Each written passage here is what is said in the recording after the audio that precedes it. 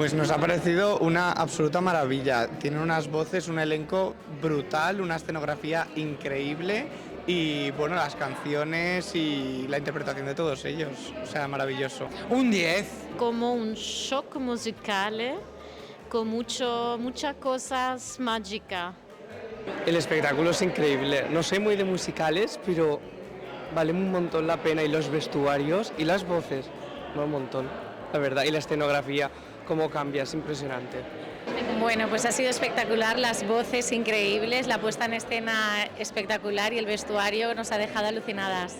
Increíble, bueno, el vestuario es perfecto, o sea, cumple todas las reglas de la cronología y la verdad es que cantan, Mari, yo me he quedado loquísima, o sea que súper bien. A mí me ha encantado la escenografía, la puesta en escena, a nivel vocal también espectacular. Hemos disfrutado muchísimo. Musicalmente interesante porque mucho tipo diverso. Pues es que es un despilfarre de vestuario, de pelucas, de escenografía, de luces y de medios al final. O sea, es que es un 10 en todo.